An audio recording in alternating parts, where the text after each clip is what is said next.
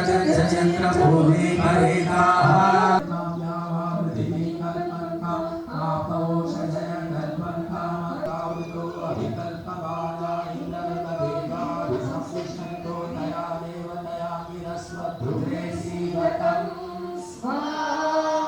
भवन्तु नः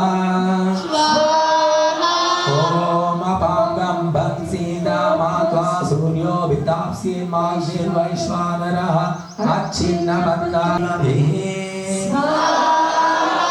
ॐ विष्णो सर्वाणि पश्यता यतो व्रतानि पस्कशे इन्द्रस्य युज्या सखा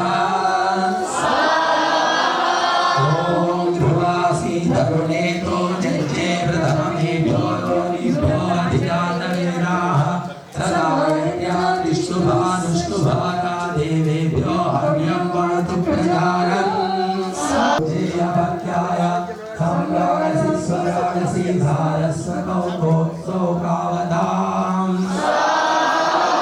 ॐ अग्नियुक्ष्वाहिये अवाश्वासो देवसमधवः आरम्भान्ति मन्यवे ॐ युक्ष्वाहि योगा पूर्यासरः ॐ सम्यक् स्रवन्ति सरितो नदीनां ॐ रुचेत्वा भास्येत्वा ज्योतिषेत्वा अभूदिदं विश्वस्य भुवनस्य वाग्नि ज्योतिषा ज्योतिष्मानुमो वर्चसा वर्चस्वा सहस्रदासी सहस्रायत्वा ॐ आदित्यं गर्भं पयसा समं श्रीसहस्रस्य प्रतिमां विश्वरूपं परिवृन्धे अरसामाभिमस्ताः शतायुषं प्रणीयमानः ज्ञानं शरीरस्य मध्ये शिशुं दधीनामरिमद्रिबुद्धमग्ने माहिंसे बलमे व्योमन् माहिंसेरदितिं विराजौ ॐ वरुत्रीं पष्टुर्वर्णस्य नाहिंसे बलमे व्योमन् ॐ यो अग्निरग्निरध्यजायता शोकान्धीया उतवादिवस्तरि येन प्रजा विश्वकर्माणि जानातमग्नेहेना परिते वृणक्तो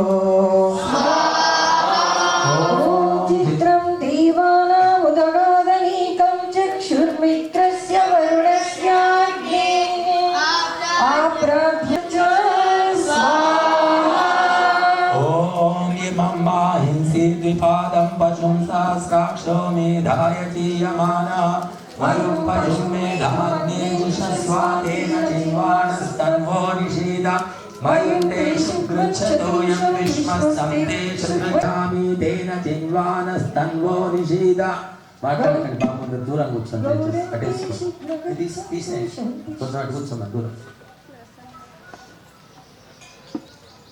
అటు దూరం కూర్చోండి అయ్యా మిమ్మల్ని పొమ్మనట్లేదు కూర్చోండి దూరం పక్కనే కూర్చొని మాట్లాడితే నాకు అది తలనొప్పి వస్తుంది ఇంతకుముందే చెప్పాను కూడా మీరందరూ గుర్తుపెట్టుకోండి యోగా చేసేట కొత్తగా కల్పించి చెప్పట్లేదు శాస్త్రాల్లో చెప్పారు లేకుంటే ఫలితం ఏముండదు ఇంకా చెప్పాలని పోరాడున్నాయి ఇప్పుడు ఇది చదవాలి ఓం ఇమం సాహస్రం శతధారముస్తం యజ్ఞమానం శరీరస్య మధ్యే ఘృతం దువానామదినే మాహింసే పరమే వ్యోమన్ గగయమారణ్యమనుతే దిశామి తేన చిన్వచ్చతో ఓం ఇమామూఢాయం వరుణస్య అగ్నే మాహింసే పరమే వ్యోమన్ పుష్పమారణ్యమనుతే దిశామి తేన చిన్వానస్తన్వో నిషీద పుష్పం తేషు గృచ్చతో యం విశ్వస్తం తేషు గృచ్చతో రోహమాయన్నుపమేధ్యాస శరభమారణ్యమనుతే దిశామి తేన చిన్వానస్తన్వో నిషీద శరభం తేషు గృచ్చతో యం విశ్వస్తం తేషు గృచ్చతో ఓం త్వం యదిష్టాదాశిషోన్నో ఆహే శృణుధి గిరః రక్షాతోకముదత్మనా ఓం అపాం భీమం సాధయామ్యపాం భూత్వం సాధయామ్యపాం త్వా భస్మం సాధయామ్యపాం త్వా జ్యోతిష్ సాధయామ్యపాం త్వాయవే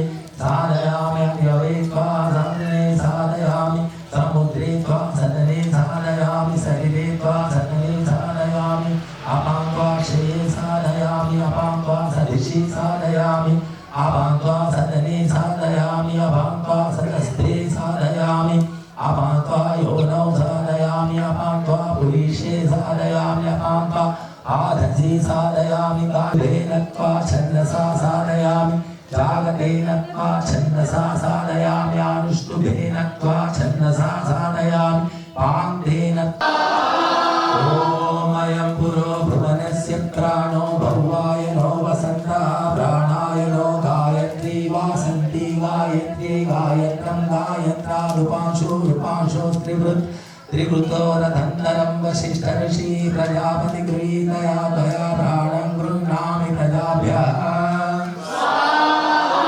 ॐ अयं दक्षिणा विश्वकर्मा तस्यामनो विश्वकर्मणं ग्रीष्मो मानसस्तिष्ठुग्रश्मी तिष्ठुभः स्वारं स्वारादन्तर्यामोऽन्तर्यामात् पञ्चदश बृहद्भरद्वाज ऋषि प्रजापति गृहीतया त्वया मनो गृह्णामि प्रजाभ्यः ॐ अयं पश्चाद् विश्वाव्यचास्तस्या चक्षुर्वैश्वर्य च संवर्षाश्चाक्षुष्यो जगति वार्षी जगत्या ऋक्समं ऋक्सामान् शुक्रः सप्तदश वैरूपं जमदग्निर्ऋषिः प्रजापति गृहीतया त्वया चक्षुर्गृह्णामि प्रजाभ्यः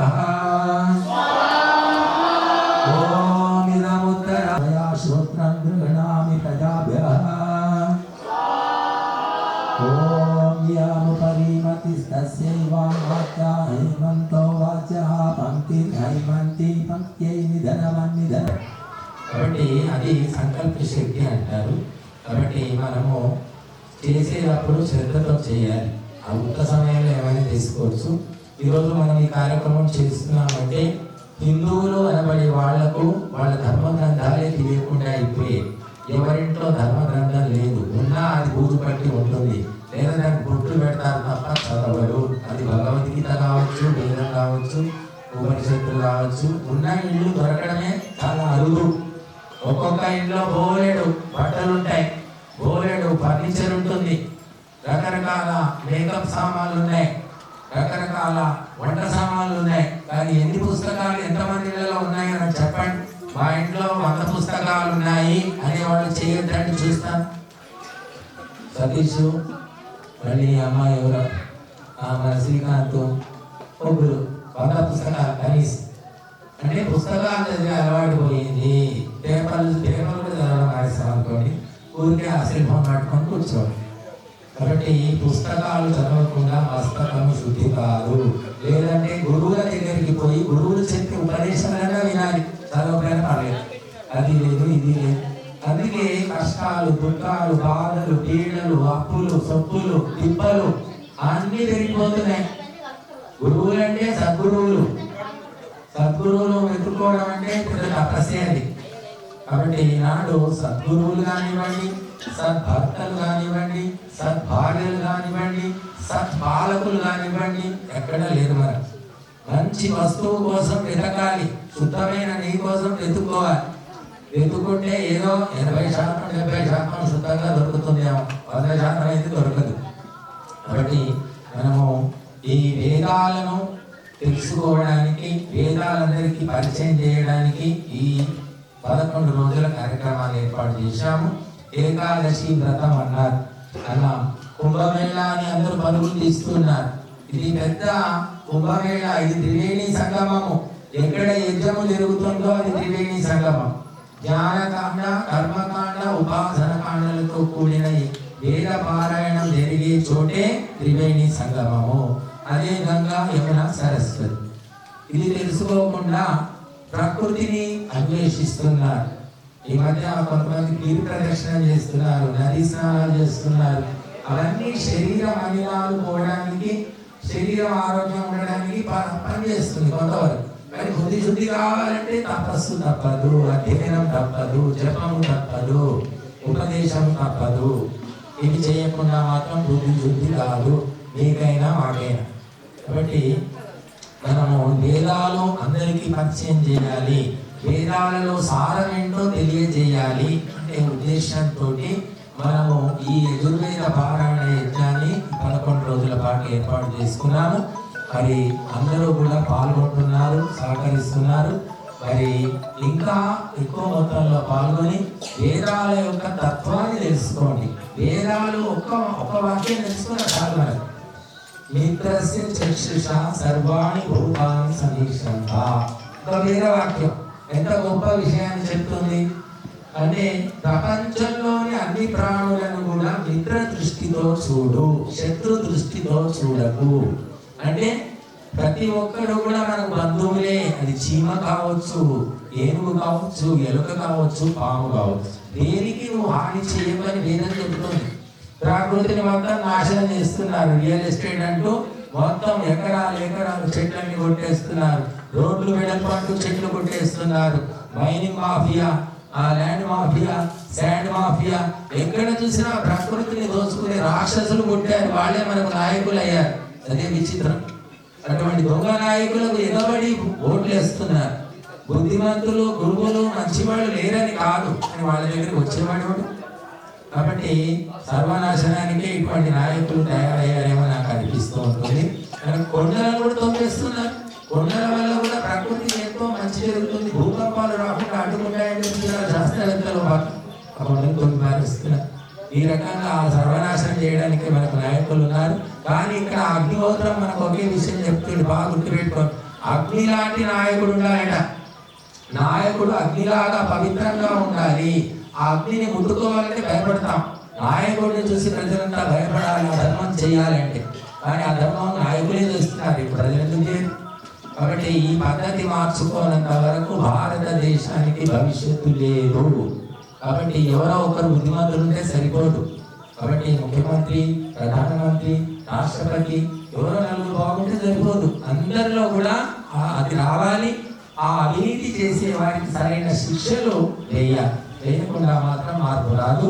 కాబట్టి మరి వేదము అదే చెప్తుంది మనకి. వేదం ఏం చెప్తుందంటే, అన్ని ప్రాణులను ప్రేమించు, కానీ దుర్మార్గాన్ని ద్వేషించు, చెడును ద్వేషించు. చెడు చేసే వాళ్ళను మనం రక్షించకూడదు, వాళ్ళని శిక్షించాలి.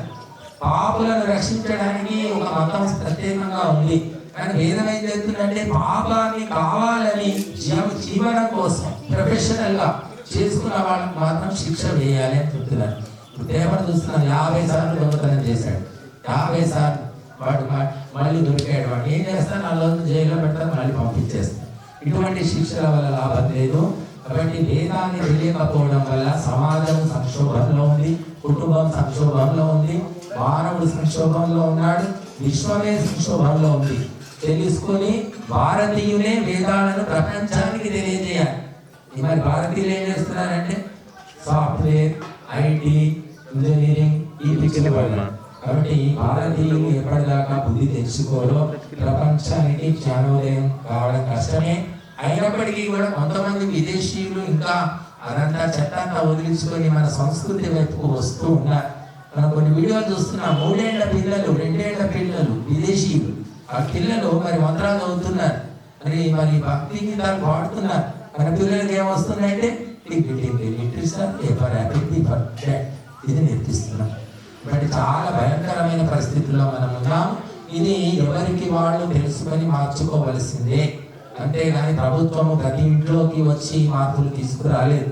ఎవరి మైండ్ సెట్ ని వాళ్ళు మార్చుకోవాలి. అప్పుడే భారతదేశము విశ్వగురువు అవుతుంది.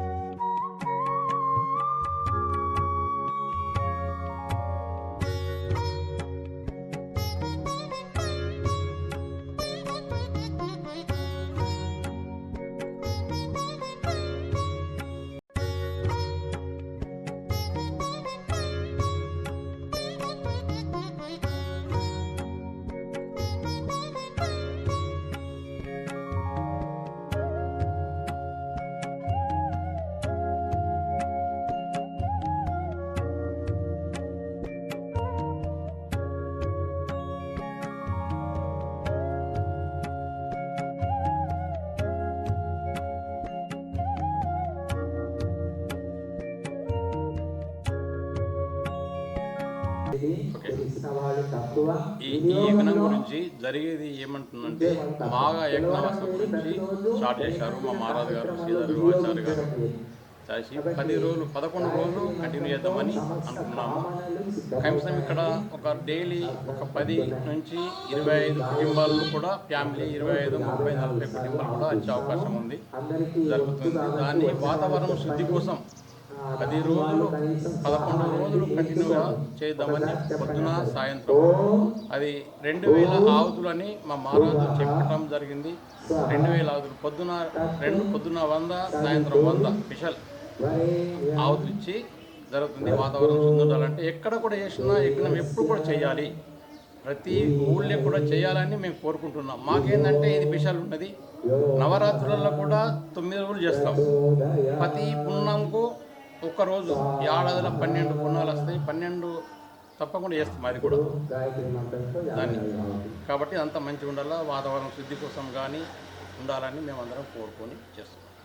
ఇప్పుడు ఇక్కడ ప్రతి పున్నము జరుగుతుంది. వేరే గ్రామాలలో కూడా ఒక రోజు ముందు 2 రోజుల ముందు కానీ 3 రోజుల ముందు కానీ మాకు ఫోన్ ద్వారా చెప్తే అవకాశం ఇక్కడ ఉంటుంది. ఎవరైనా సరే యజ్ఞం చేయాలంటే బాగా ఇంపార్టెంట్. ఇంటికాడ వేయాలంటే ఎక్కువ ఖర్చు వచ్చినా కానీ ఇక్కడ వస్తే తక్కువతోనే అయిపోతుంది.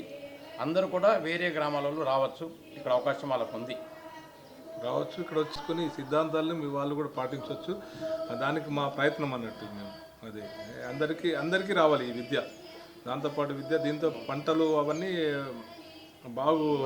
బాగా పంటలు కూడా ఎక్కువ వాతావరణ శుద్ధి, పంటలు కూడా దిగుబడులు మంచిగా వస్తాయి. ఒకటి పచ్చదనం ఉండాలంటే వర్షాలు పడాలంటే యజ్ఞం చేయాలంటే నీళ్ళతోనే పచ్చదనం ఉంటుంది. అంతా మేము 2005లో వర్షిష్టి ఏకం చేయడం జరిగింది.